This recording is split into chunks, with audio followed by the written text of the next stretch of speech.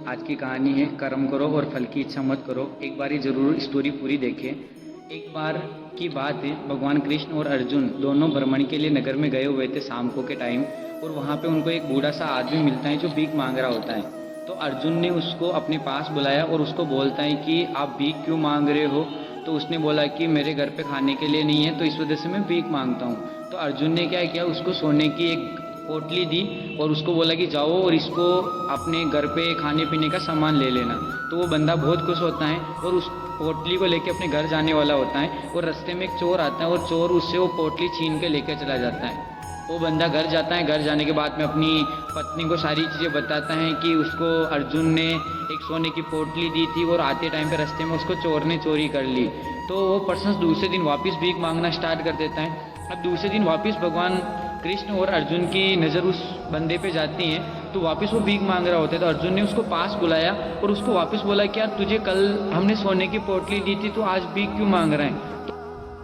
उस पर्सन के साथ हुआ, वो पर्सन सारी की सारी स्टोरी अर्जुन को बताता है कि रास्ते में जाते टाइम पे चोर ने उससे वो पोटली ले ली है। फिर अर्जुन ने इस दिन क्या किया, उसको एक डायमंड यानी हीरा दिया उसको बहुत कीमती। और वो हीरा लेके बहुत खुश होता है और वो हीरो लेके घर चला जाता है। घर जाने के बाद में उस हीरे को अपने घर के अंदर एक पुराना मटका होता है मिट्टी का, तो उस पुराने मिट्टी के मटके के अंदर उसको रख के वो सो जाता है। और सो जाता है। वो सोने के बाद में क्या होता है, उसकी वाइफ पानी भरने के लिए घर पे नदी पे जाती हैं। जब वो नदी पे पानी भरने जा रही होती हैं तो उसका जो नया मटका होता है वो फूट जाता है। तो वो सोचती हैं कि क्यों ना नया मटका फूट चुका है, तो मैं जो पुराना मटका है उस मटके के अंदर पानी भर के लेके आ जाती हूँ। तो वो पुराना मटका उठाती है और उसमें पानी भर के आ जाती है। उसका पति तब तक उठ जाता है और उठने के बाद में वो हीरा लेने के लिए जाता है। तो वहाँ पे देखता है न तो मटका होता है और नहीं वो हीरा होता है। अब वो उसकी पत्नी को पूछता है यहाँ पे जो मटका था वो कहाँ था, कहाँ गया। तो उसकी पत्नी बताती है उस मटके में तो मैं पानी भर के आ गई।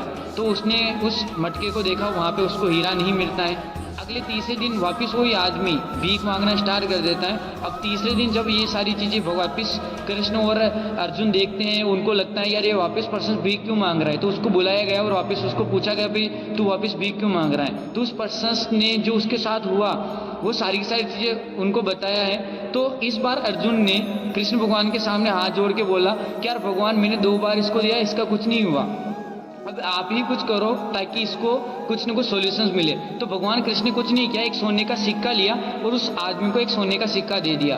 अब वो आदमी ने सोने का सिक्का ले तो लिया, पर वो क्या सोच रहा था कि यार एक सिक्के से मेरा कुछ नहीं होने वाला है इतना ज़्यादा। ठीक है, ये भगवान कृष्ण हो के यार अर्जुन ने मुझे पूरी पोटली दी थी या फिर हीरा दिया था, पर इन्होंने मुझे एक सिक्का दिया ओनली फॉर।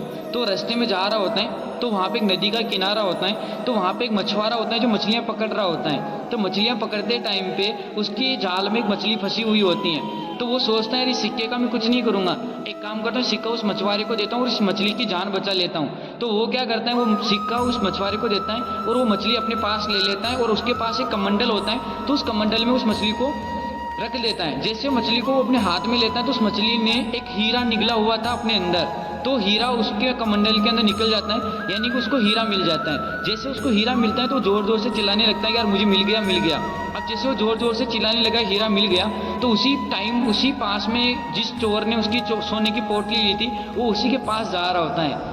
तो उस चोर को लगता है यार इस आदमी को कैसे पता चल गया कि वो पोटली मैंने ली। तो उस पर्सन ने बोला कि आप किसी को बताना मत, वो पोटली मैं आपको वापस दे दूंगा। ऐसे ही उसको वो सोने का पोटली भी मिल जाता है और हीरा भी मिल जाता है। तो इसीलिए बोला जाता है कि आपको अपने कर्म पे विश्वास करना है, आपको फल ऑटोमेटिक मिल जाएगा अगर आपका कर्म सही है। तो आप ऐसी इंटरेस्टिंग अगर स्टोरी सुनना चाहते हो तो आप मुझे इंस्टाग्राम पे फॉलो कर सकते हो और आप मुझे यूट्यूब चैनल पे सब्सक्राइब भी कर सकते हो। बस अगर आपको स्टोरी अच्छी लगी तो आप अपने फ्रेंड के साथ में स्टोरी को शेयर भी कर सकते हो। Thank you so much.